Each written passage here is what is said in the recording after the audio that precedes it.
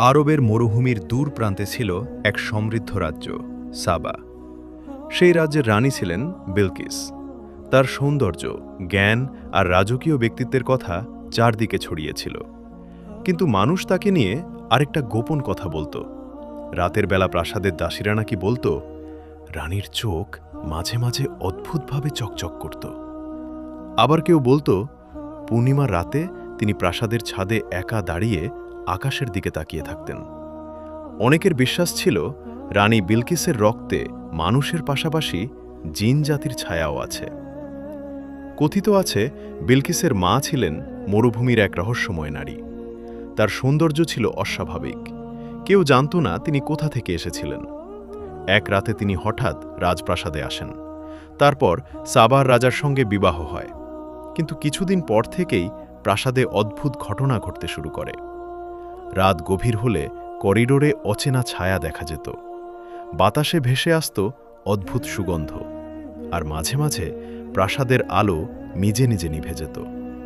এর কিছুদিন পর জন্ম নেয় বিলকিস। শিশুকাল থেকেই সে অন্যরকম ছিল। তার বুদ্ধি ছিল অসাধারণ।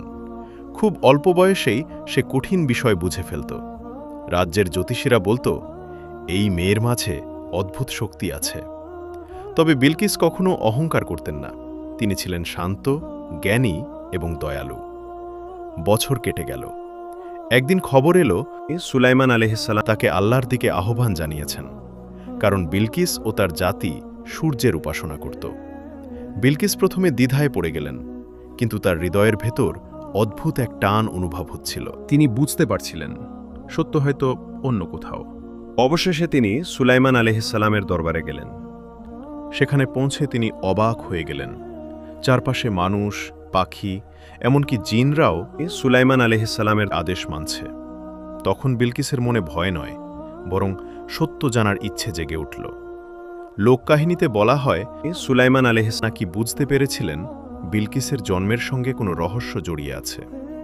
কিন্তু তিনি কখনো তাকে অপমান করেননি, বরং তাকে সত্যের পথে ডাকেন। একসময় বিলকিস বুঝলেন, শক্তি, রহস্য বা সৌন্দর্য নয়, মানুষের সবচেয়ে বড় পরিচয় হল আল্লাহর আনুগত্য। তিনি মাথা নত করে বললেন, হে আমার পালনকর্তা, আমি নিজের ওপর জুলুম করেছি এবং আমি সুলাইমানের সঙ্গে বিশ্বজগতের রব আল্লাহর কাছে আত্মসমর্পণ করলাম। এরপর থেকে তার জীবনের রহস্যের চেয়ে বেশি আলোচিত হতে লাগল তার ঈমান।